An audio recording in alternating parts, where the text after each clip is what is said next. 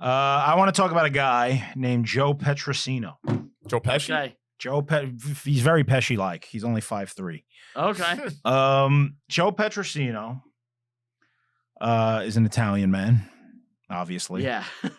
He immigrated to the United States in 1873. It's an early one. Yeah, that's one of the first ones. Yes. And he grew up on the streets of New York. And As one does. became very well known as like a street fighter. Hadouken! He's a tough guy. Warriors today. Yeah. Yeah. And he would just beat the shit out of like people that would mess with him. The Irish. And then he became the Irish. Yeah. And became a street. Bill the Butcher. He became a street sweeper in 1880s, 1890s New York. As you can imagine, there's a lot of horses. He's fighting Tom Cruise. He would sweep shit around. Okay. But he got a good reputation. And a local police captain by the name of Alec Clubber Williams, who was known for his corruption, Okay. took notice of Joe. And we're going to start a protection racket. Came to him and said, I want you to be a New York City police officer.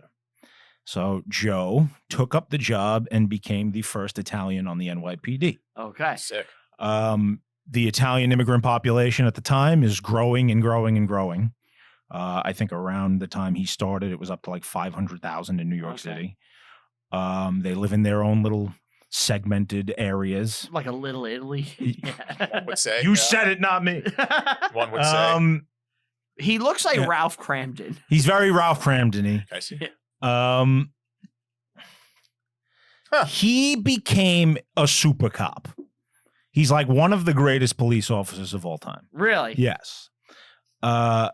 He could speak every Italian dialect, so he could talk to anybody. Wait, there's I didn't know this. There's multiple dialects? Oh, God, yeah. Yeah, I mean, northern Italy is full of Germans. Yeah. Wait, what? Southern, yeah. I mean, Austria controlled it for how fucking long. So they don't speak Italian? They speak Italian, but it's like a different type of Italian. Really? Yeah. German Like Sicilians and northern, and like people in Milan can barely understand each other. Italian with French influence. All right, but if we take Italian with Spanish when you're taking like influence. Italian in Staten Island, what are you learning? You're learning like Traditional. upper class Traditional Italian. Yeah. Okay. Like Sicilian is different. Yeah. Like Sicilians are using like crazy poor people slang. Yeah. I can understand a little bit of Sicilian. I can't speak it though. Right. This guy could do it all. So he could talk to anybody. He was kind of viewed as like almost a race traitor because the Italians, I will say the Italians probably haven't done the greatest job in the world of integrating into the United States to this day. You don't think so? I think they did a very good job compared to some other groups, but we still have our individuality. But doesn't most every group kind of still have their little individual things? because the melting pot isn't actually real. There's no such thing. Italians did more to change the U.S. than the U.S. did to change Italians, I think. I mean, that's interesting. Yeah. I mean, if you look at the first half of the 20th century, Italians run the United States culturally. Yeah. They take it over. Yeah. I mean, talk about Joe DiMaggio, right? Fiorello LaGuardia to Robert De Niro, Sinatra, yeah, all that shit. Anyway, this guy Petrosino, right? He becomes a master of infiltrating the Black Hand. Now, the Black Hand is like the precursor to the mafia. They're extortion. Are they the same group as World War I? No. That is the same name. Same name. Okay. Yes. No, you're thinking of like the Serbian Black Hand. Yeah, I just wanted to see if they were connected. Like this was international. Very different. No, these are extorters. They would like kidnap people and say, "Give us, X amount of money, and we won't kill your loved one," or like just threaten violence, like break up shops and stuff. Mafia shit. He put a ton of these guys away and had them deported from the country. The Italian sectors were having a lot of problem with bombs. Okay. He invented the bomb squad. Really? Yes. He put together a team of guys. He hired these 6 other Italian guys to become like just an Italian squad to like police the Italians because there's such an issue. What What else? Oh, there's a famous story about a guy. He was involved with this banker. He like ran an Italian bank. Yeah. And the Black Hand kidnapped the guy's son.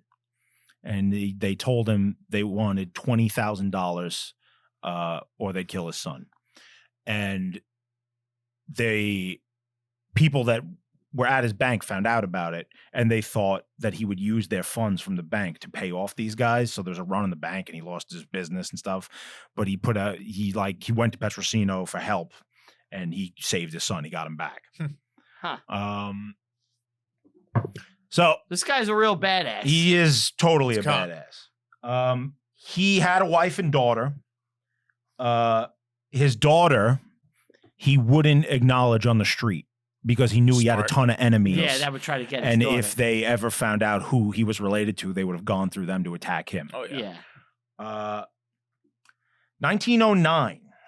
I believe it's 1909. Yeah, 1909. He gets sent to Italy by the NYPD.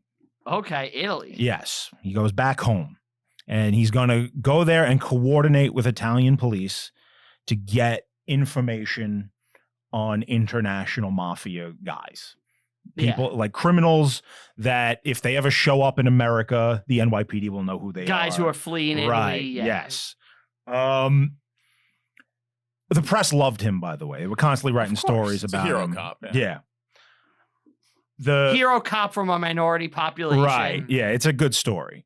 So the press finds out he's going on this trip to Italy, and they make the mistake of making it public. God damn. Yep. So when he gets to Italy, there are hundreds, Of if not assassins. thousands of people that he has gotten kicked out of the country, ready and waiting for him.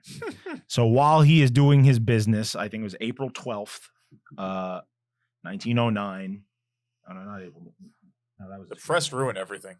I don't know what day it was. It was like March. 1909.